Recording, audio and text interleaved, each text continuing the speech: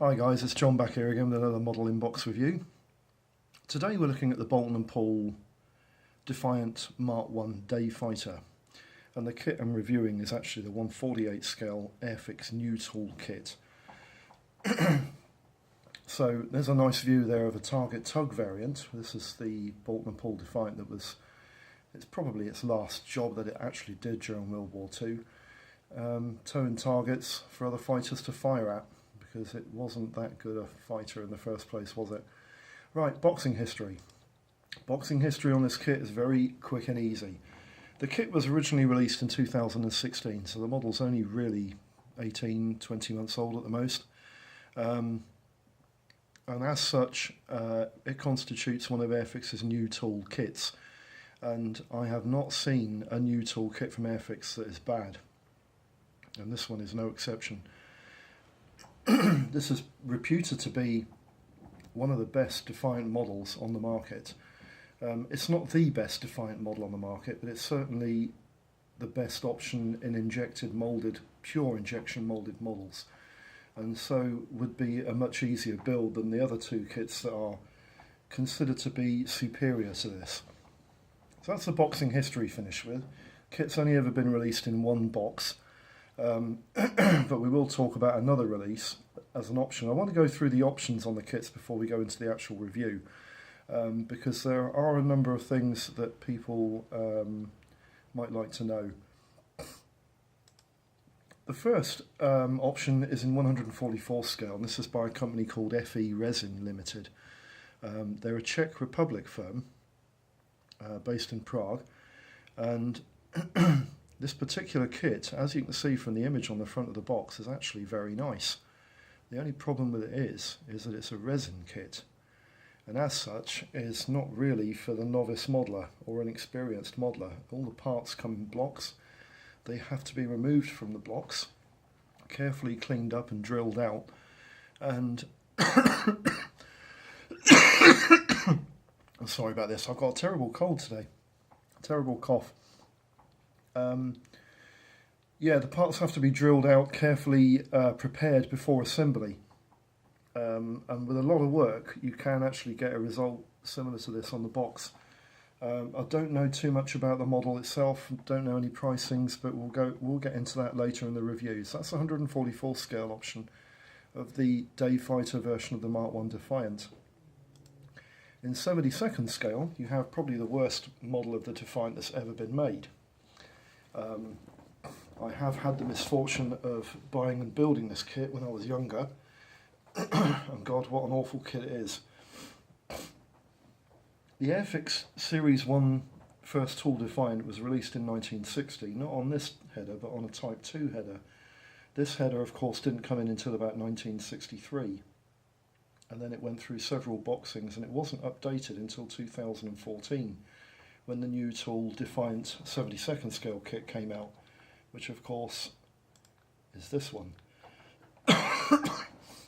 Now this kit is another one of Airfix's gems. New tool models, 72nd scale and 48th. Airfix's efforts have been fantastic, and the resolving product that you get is a beautiful kit that's easy to build and very accurate indeed, and this one is no exception. The beauty about the 72nd scale kit is that it comes in as a Day Fighter and a Night Fighter variant, which is nice, because in the 48 scale kit, as we'll go through in a minute, it comes in two separate models. So that's the 72nd scale option of this kit, which is a nice model to get hold of. There's another nice model to get hold of, the NPM model. I've actually built this kit as well, this actual kit, the actual NF1ZJP Night Fighter variant of the Defiant. The kit is nice and easy to build. It's quite detailed actually. The interior is quite nice. The turret internals are, I wouldn't say they're complicated to put together, but they're a bit fiddly, and they're not easy to locate all the bits in the correct place. And when the turret is in place, the turret doesn't rotate on this kit. You have to fix it in position. There's just something not quite right about it. It doesn't look right in the decking of the fuselage, but that is the only fault I ever found with this kit. It's actually quite a nice model, and it does reproduce into quite an authentic and accurate outline of the Defiant. So when I built this, I was very pleased about this. I might get some photographs of this kit up on YouTube eventually. So that's the MPM 72nd scale option. There's also a 72nd scale option from Pavla. This kit is reputed to be quite good. Pavla models tend to be quite good. And it looks like you have the Night Fighter and the Day Fighter available in both versions in the same box. And there appears to be some options there with the cockpit, the middle section of the cockpit there between the main canopy and the turret. There does seem to be some options there similar to what you get in the 72nd and 48 scale Airfix kits. New tools, that is. That's the Pavla kit. There's also a model from Pegasus. Pegasus are quite hot on VAC form kits, but this particular one I'm pretty sure is an injection moulded, but it is a TT Mark 1 variant and not a turret fighter. So if you're after a TT model, the Pegasus one is probably the one to go for, but I'm not expecting it to be particularly accurate, and I'm not expecting it to be particularly easy to put together. That's the 72nd scale options. Airfix, of course, produced a second model on the Night Fighter theme of the Boulton and Paul Defiant in 48. This was a 2017 release, so this kit is no more than 11 months old. And there have been quite a number of reviews on the original Day Fighter variant where the parts have been explained in the review that the parts are available for an NF1.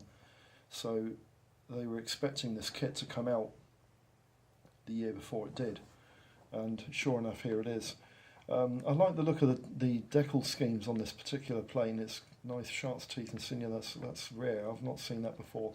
So again, it's a new tool. I would expect it to be just as good as a Day Fighter in terms of accuracy and everything, as it uses the same plastic moulds. 48th also goes with what a lot of professional modelers consider to be the best Defiant model on the market, the 48 scale classic airframes offering.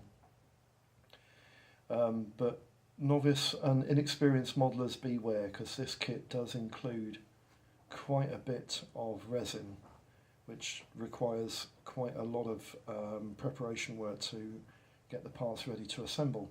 But other than that, I have done some research, and some of the reviewers on here of professional modelers state that this kit is really accurate. Not an easy build to put together, but it is really accurate, very nice looking plane. So that's the classic airframes option. There's also an option from Trumpeter, this time a Day Fighter, the Boulton and Paul Defiant Mark 1 fighter in 48th. Again, I've been told that it's quite reasonable. It's not a bad option, and it's not that expensive. You know, as we'll go into it later in the review. That's Trumpeter's 48 offering. Now, for modelers who are after a very unusual subject in a large scale, there is an option for the Boulton and Paul Defiant in 1/32. But beware, this kit is all resin. Every part on this model is resin produced. So this kit is a really taxing and not very enjoyable build for somebody who wants something easy to put together. A lot of work, preparatory work involved in this kit to get all the parts cleaned up and ready for assembly. But I have been told that this kit is actually a very reasonable reproduction of the Defiant in every way, shape and form. And there's been no bad reviews of this kit on the market other than the fact that it's a really expensive option. Right, that's the options gone through. We'll leave you here with a lovely picture of the NF1 variant of the Night Fighter Defiant. And then what I want to do is just quickly bring the camera up. This won't take long, lads, sorry about this. And then bring the camera up and then tilt the camera down so you can get a look at this picture that I'm looking at here. This is the kit I'm reviewing today, the new tool, The light it took on a bit further back than that, never mind. The new, that's better. The new tool, Boulton Ball Defiant from Airfix, here she is. Quite a big box, there's my hand in front of the box, it's quite large. Series 5, so it's not cheap. But let's have a look at what you get inside, shall we? We'll go through everything in the same usual manner. Instructions first. The instructions are of the new style of Airfix instruction sheets, where they're red, white and black. Quite a lot of information on the aircraft and specs on the front page there, which is nice, and it's in 5 different languages, which is quite nice. There's a little bit of health and safety tips there and things, and there's of course the Hornby Hobbies logo, which is the company who owns Airfix now. Now then, assembly instructions, general instructions here on page 2, and then you've got the parts icon key there, which is quite nice. Not all of those are used on this kit, but most of them are. Now, like many of the new tool Airfix models, they go together in a lot of stages. Airfix like you to build lots of little sub-assemblies, and this kit is no exception. I'm sure they could have condensed quite a lot of these stages into like 4 stages into 2, or maybe 3 stages into 1, things like that. But basically there's 71 stages on this kit. 71 stages, there you go. So yeah, they want you to put this thing together with lots of little sub-assemblies, which, you know, it's okay. You know, if you're a dedicated modeler who likes to paint everything before you assemble it, or paint everything as you're assembling it, this is probably how you would do it anyway. So stage 1, 2, 3, 4, 5, 6, 7, 8, 9, through to 11. So stage 1 through to 11 concerns the interior and the cockpit.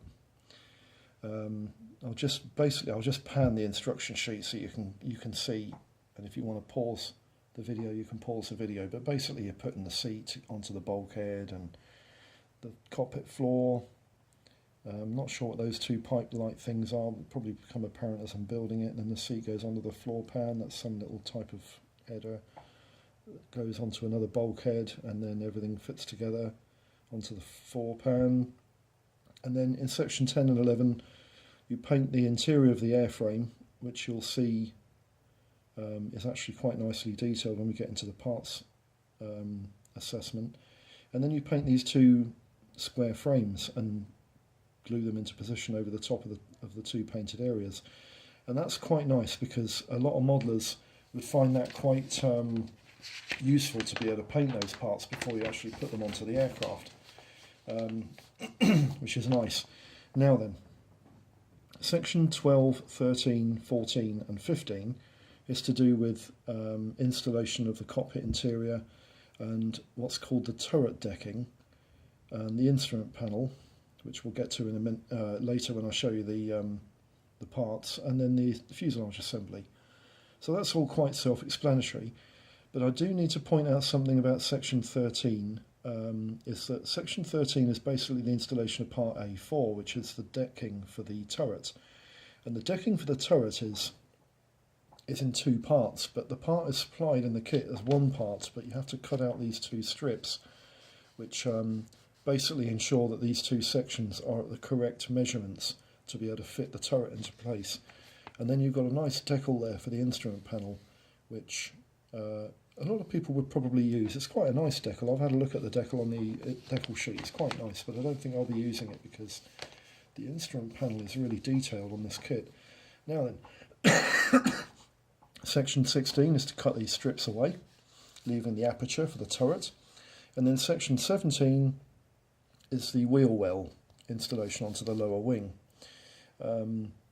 18 and 19 is a couple of what look like support boxes. Not quite sure what purpose they serve. Maybe it's just to ensure that the wings are at the correct alignment to adhere them to the airframe before you put the wings onto the airframe. You obviously have to put the wings together. And I think these boxes just butt up against this part here to ensure that they're at the correct measurement and alignment Right,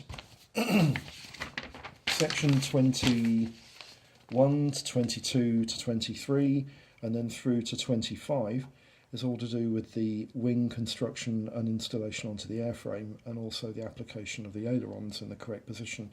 There are options here, and Airfix give you the measurements up and down or straight. I'm not sure if they're the same part or a separate part. I'm not sure. That'll probably become apparent in the build. They look like the same part actually, don't they? But you've got an option there to put them in the lowered, raised or rolling position. Right, section 26 is the radiator. 27 is the radiator flap, and then the optional position for the radiator flap when installed into the underside of the wing. And then section 28, 29 is all to do with the oil cooler, which sits underneath the forward fuselage there. Then you've got section 30, 31, 32, 33 and 34 is all to do with the tail empennage. As you can see there, you've got the tail planes, the elevators and then the rudder, and then you've got options as to how to assess how you want to display them, whether you want them straight, level, or in various posed positions for the tail empennage. Section 35, which is another nice touch from Airfix here, because the super detailers will love this. You've got sections of the internal gummins going on there, which will be visible if you leave this upper cowling available to be opened up and not glue it in position. And also you've got a nice recess there to put a scratch-built Merlin engine if you really want to. I should imagine building a Merlin engine for a lot of people, certainly for a lot of my subscribers, would be taxing but would be very rewarding. I've seen some work in the recent buddy build that I got involved in where somebody scratched, I think it was actually an aftermarket part, where they put an Napier Sabre engine into a Typhoon Airfix model, and it looked really, really impressive. I was very impressed. And you could probably do the same with this kit. I don't doubt there'd be aftermarket parts available. Section 36 is just the tail wheel. 37 is the application of the undercarriage doors. And sections 38 through to 43 is the main undercarriage oleo legs. As you can see there, they're very easy and straightforward to follow. Another nice touch here from Airfix, section 44 and 45 are the wheels. The wheels have separate hubs, which is nice because people can get a crisp line between the hubs and the tyres by painting them separately and then installing them together after they've been set and dry. And then 46 and 47, you apply the wheels to the undercarriage, making sure that the weighted parts to the wheels, which are given there, which is nice, are level with the ground the aircraft's going to sit on. Section 48, 49, 50 and 51 are the main undercarriage doors in the open position. It's nice that you have optional parts for all of this. And then we get to what I would consider to be the complicated part of the kit's build. Section 52 to 63, I think it's actually more than that, to 64, A, B and C, is all to do with the sub-assemblies and various saga to put this turret together. It's a very detailed turret in every respect. The Browning machine guns are very faithfully reproduced. The working mechanisms within the turret appear to be very faithfully reproduced. Lots of separate parts there to paint and apply. I'm sure a number of my subscribers will really enjoy having a go at this kit if they bought one. And then when you finish section 64, you get onto the cockpit options, which are section 65, A, B and C, where you've got the three different options for the cockpit layout before you even put the turret into place. It just shows you there what the turret would look like in place with the different options and how you're supposed to put them in place. You see, so that's quite nice as well. Section 66 through to 67 is the decking section of the fuselage behind the turret and the turret installation itself. And again, there are three different options of how to display the turret, and it looks nice, doesn't it? It looks like it's going to look quite impressive. I must admit, it looks like a serious piece of kit, this model. Section 68 is the propeller assembly. Quite easy there, 5 parts. Section 69 is the optional position for, I believe that's the footrest for the turret crew member, the gunner. And then section 70, you're basically just putting in the finishing touches to the airframe, concluding with section 71 with the aerials there, which have to be either cut down, part C27 has to be cut down, or just installed as if the aircraft is in flight. Now then, the other nice touch about this kit that I've noticed is that you've got separate lights for the landing lights and then separate shrouds for the landing lights, which means that you can actually paint the interior of the landing light bay before you put the cover over. And then you've got one of the things that I always think is a necessity in building model aircraft, is that you have separate exhaust pipes. So you can paint these exhaust pipes before you put them onto the airframe, and you can put them onto the airframe after you've painted the kit, and it's fantastic. So the instructions look quite easy to follow. On the back pages you've got the two options here in lithograph form for the two versions that are available to be built from this kit with the decals supplied. There's one here which is circa around about the beginning of the Battle of Britain, July 1940, and then you've got another option here which I'm pretty sure is some sort of test. No, it's not. It's a corporation aircraft for the Army, based at an RAF base, and this was right in the height of the Battle of Britain in September, as you can see there. But the colours and the guide for the decal application and everything is superb, and it looks really nice. Nice job, Airfix. I like these plans a lot. The last back page, you've got the the stencil guide. These are all the common stencils for both versions and where they're applied on the kit.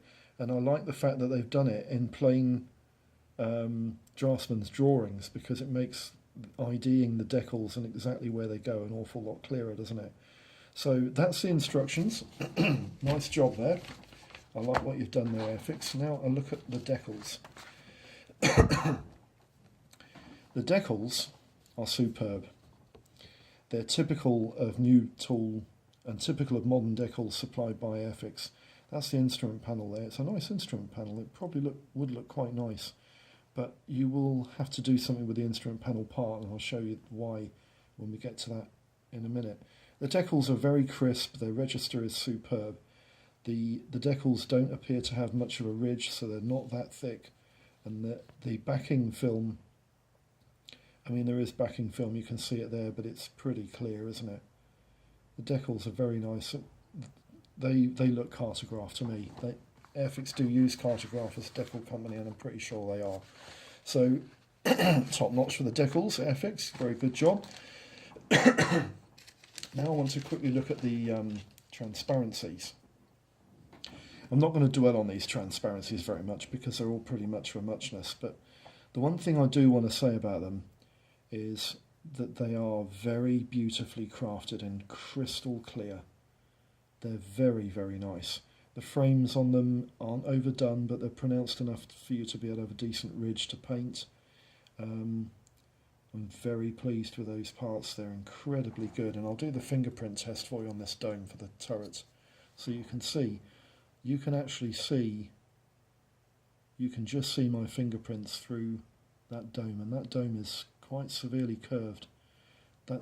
They're excellent parts. They're as good as any aftermarket part I've ever seen, although I'm not an expert on aftermarket parts for transparencies, as I've never used them, but those would be very hard to beat. I'm very impressed with the transparency parts on this kit. Now then, the main guts of the model. Yes. Again, I'm not going to dwell too much on these because I don't think you really need to, but there are a couple of things I want to point out on this particular sprue. Here you have the instrument panel, and it's come nicely into focus there. Now, I think that instrument panel is worth painting up. I think a lot of guys who do modelling would rather paint that up than apply the decal to it. If you apply the decal to it, you'd have to sand all those dials down, paint it.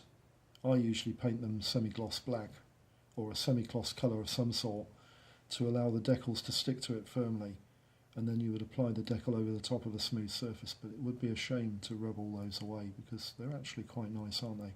The propeller's nicely crafted. There's the internal parts for the cockpit interior. Just a quick glance at that so you can see what you're looking at. There's quite a few trim tabs. Those electric switches and the circuit boxes there on that frame, they're nicely reproduced, aren't they?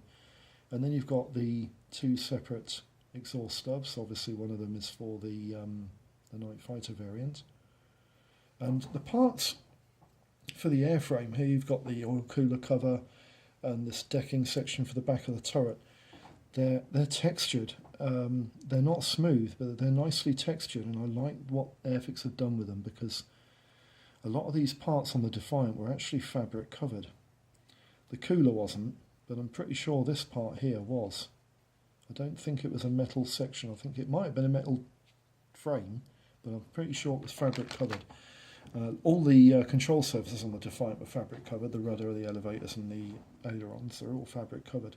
And again, there's these parts there that, as you can see, there's absolutely no flash, no problems. I do want to point out one thing that Airfix have tried to do with this kit.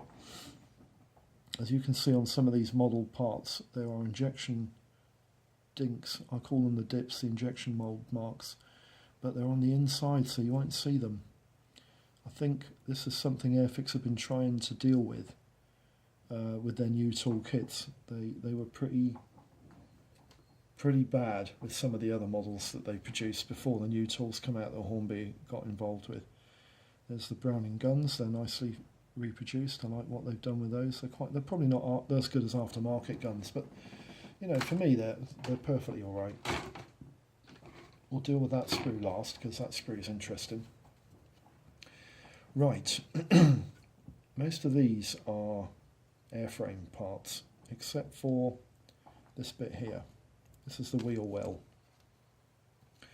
And the wheel well is nicely detailed. It's got some aspects in there which can be picked out with a different colour, maybe silver or black, or yeah, the airframe on this kit interior is actually airframe green. Including the wheel wells. The wheel wells are airframe green. I've actually had a good look at the NF1 that's at the Battle of Britain Memorial Flight. Sorry, the Battle of Britain Museum at Hendon. And we've seen photographs of this aircraft from virtually every angle, and the interior and the wheel wells, the inside of the turret decking and housing, it's all cockpit green, so that's going to be quite easy to reproduce. The texture and the mouldings on the exterior of the airframe are extremely good. There are recessed panel lines all over this kit, and one of the things I really like about this kit that I haven't seen on previous offerings is that it's virtually rivet free. And the reason for that is because the Defiant was flush riveted. So even on 48 scale you would have a job to see them. There are some screw features on the cowlings, but they're in the similar way that the Spitfire's construction would have been put together. There you can see the boxes application lines there. They're the locations for the boxes on the wings to ensure that they go at the correct level and position. So that's quite nice. That's a nice touch from Airfix. I like what they've done with that. And the texture of the fabric covered rudder there, and the ailerons. They're very nice. I like the texture and the look, and it's just a nice looking kit. It looks really tasty. Recessed panel lines there on the wings, very nice. They're not overdone. They're not too deep. They're just, and the texture on the parts are really nice. I like what they've done with this kit. Now then, that's the base plate for the turret. Very nice, and also you've got the main wheels there, which have weighted sections to them for the tyres, which is quite nice. I'm not sure what that part there is, but probably become apparent. But the part I want to show you, this is the decking section for the turret, and these are the parts that this goes into place and ensure that these two parts are the correct position. And then you'd have to trim these two strips away once they're fitted and glued in and secure in the aircraft. And then you've got the interior of the fuselage here, and it's not just the frames that go onto the interior of the fuselage. The actual side panels are quite nicely reproduced with detail as well. And I think this kit would actually paint up. A lot of modelers could get a really, really nice looking finish on this. I'm very impressed with the moulding quality of this kit. There are a bit of abnormalities in the plastic here. You can just see there's like a flow mark there on both sides of the fuselage. Can you see them? But it doesn't affect the actual quality of the kit, and once it's painted you won't see that. Again, flush riveted, but if I can get this close up to show you the engine cowlings here, you can see the engine cowlings have got the screw recesses for the screws to undo the screws to release the engine cowling access panels there. And then of course you've got the top cover as well. Recessed panel lines all the way through this kit. They're very nice, they're not overdone. Very impressed with that, very much so. So that's the in-box review on the kit. I'm not going to put it all back in the bag because that's really boring. But I do want to read you the gumph that goes on this kit, because the gumph is quite interesting, and some of the prices of some of the stuff that you'll get is quite interesting too. The Airfix kit we're reviewing today is the 48 scale Boulton and Paul Defiant Mark 1 Day Fighter. The kit serial number is A05128. It's in Series 5. And the kit comprises decals to cover two versions, one from 264 Squadron based at RAF Maltisham Heath in July 1940, and another from number 2 Army Corporation Unit RAF Hatfield Woodhouse in September 1940. Both these aircraft are depicted when they were serving the RAF as a frontline fighter during the Battle of Britain. The kit comprises 99 parts on 4 grey sprues and 14 parts on a clear sprue, providing 113 parts in total. Its dimensions are approximately 9 inches long by 10 inches span and 3.5 inches high when it's sat on its undercarriage. Now then, the options and costs. In 144 scale, there's a company called FE Resin Models Limited. I have no idea how much this kit costs, but I wouldn't have thought it's incredibly expensive. I would have thought around about the £20-25 mark. It is only 144 scale, but it is made in resin and not injection moulded, so this is not a kit for the faint-hearted. In 72nd scale, the options are a bit more apparent. You have the original old tool Airfix 72nd scale kit in Series 1. The least said about that kit the better, but it is available as low as £5, and it usually sells for between £5 and £10. But I have seen some bag kits in Type 2 and Type 3 headers selling for as much as £75 to £100. But they've not sold for that, they've been retailed for that on some of these media sales sites. The new tool Airfix kit in 72nd scale, which in my opinion is a really nice option. I have seen it go for as little as £7 on eBay, but its usual general release price is about £12 in the shops. MPM, again, another nice option, available for between £7 and £15. And the Pavla kit, I would have thought it would be a reasonable option too. That's available for between £8 and £20. The Pegasus kit, which is an injection moulded model, unusual for Pegasus because they usually deal in vac form, is available for between £11 and £12. The 48 scale options, the Airfix NF1 and the Mark 1, they're both available for between £20 and £22 depending on where you go. I think I paid $20.99 for mine. The classic airframes option, which is in a lot of people's opinion the best option on the market, is available for about £20 to £25. The Trumpeter kit is available for between £16 and I have seen it go for as much as £30, and it actually sells for that as well. Now, the 1/32nd scale Scratch Builders resin kit is not cheap. It retails for between £100 and £150, but it's an American brand, and I have seen it on sale usually for about $149, which I think is around £129. Conclusions. Conclusions are, I don't think the Airfix 48 scale kit is the best kit on the market, but it's certainly the best of the easier build options. The best model on the market in 48th scale is probably the classic Airframes kit, but it does include resin parts, and it may be a little taxing for some modelers new to the game. Now, I think the Airfix kit has got the edge in every other option, and in my opinion, is on a par with the Trumpeter kit, but is less pricey. Shame that the NF1 variant isn't an option in the original kit, but you can't have everything, can you? But it is still available. You know, if you want to build an NF1, you just buy the NF1 box. It's not an issue. The parts in the Airfix kit, they have a nice texture to them, and their recessed panel lines are really quite nice. They're fine. They're not overdone at all.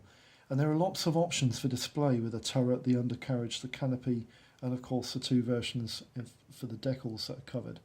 You also have to remember that if the aircraft sat on its landing gear, the rear aerial that is fixed to the underside of the airframe just forward of the tail wheel has to be trimmed in size, because that particular aerial did actually retract in an L on the real plane. So overall, I think it's been a really nice job, and Airfix, I'm very pleased. I'm looking forward to building this kit. I think they've done a really good job. Looking forward to getting this kit underway. I might do a proper progress video on this so that you can see all the stages going together and everything. And the final reveal obviously will come at the end of the project. So I hope this video has been of some use to you lads. I'll see you again with the next one. If you like what you see, don't forget to give me a like, it's very appreciated. Any comments? I'm always happy to hear the comments, and if there's any questions I'll try and get back to you as soon as I can. So in the meantime, have a happy modelling day on whatever project you're building, and I hope everything goes really well. Thanks again, bye bye.